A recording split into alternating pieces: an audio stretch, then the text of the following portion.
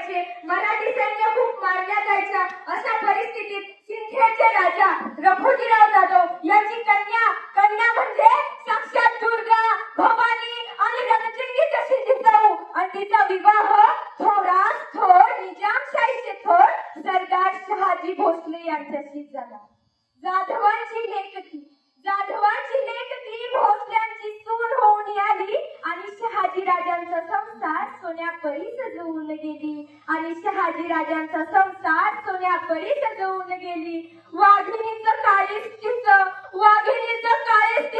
वाघ तिच्या पोटी, स्वराज्याचा ध्यास म्हणी जगदंब तिच्या ओठी.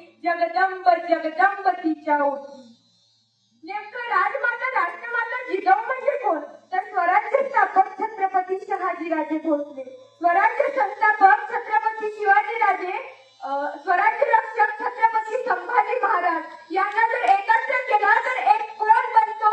तो कोण म्हणजे राष्ट्रमाता जिजाऊ. या महाराष्ट्रात एक नाही दोन छत्रपती घडवणारी माऊली म्हणजे राष्ट्रमाता जिजाऊ.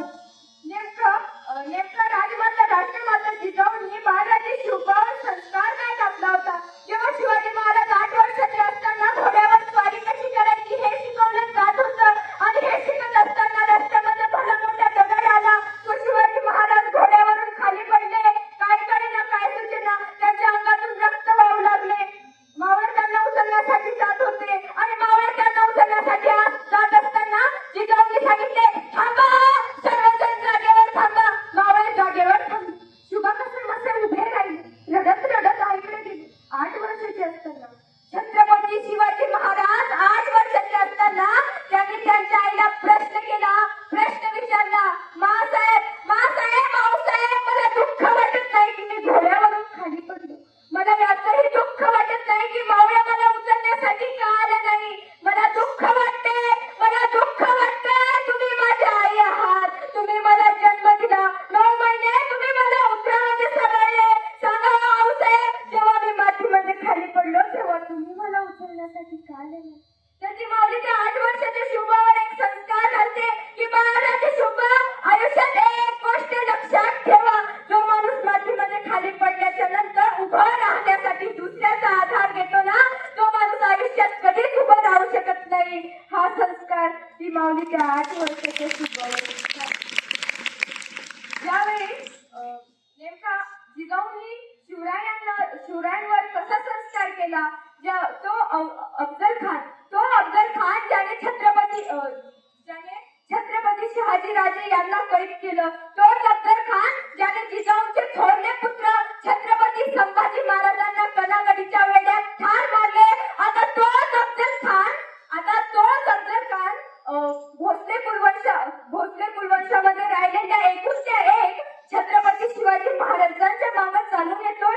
काय अवस्था झाली असेल एकाची? काय एकुलता एक पोरगा आणि त्याच्याही मागे अफजल खान चालून येतोय.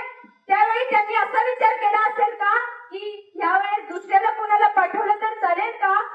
काय विचार केला असेल साहेबांनी? ज्या वेळेस छत्रपती शिवाजी महाराज राजमाता जिजाऊंचा आशीर्वाद घ्यायला आल्या, त्यावेळेस राजमाता म्हणाल्या, राजे मला खान हवंय, मग तो मेले ना किंवा जिवंत, मला फक्त खान हवंय. त्यावेळेस आशीर्वाद घेताना राजे म्हणाले, मासाहेब खान बालाढ्य, जर का आम्ही खानाच्या तावडीतून परतच नाही आलो तर ती सौदामिनी कलांडी मेलात तरी चालेल, पण जा. हा संस्कार जिजाऊंनी बाळराजे शुभावर केला. तर त्यातून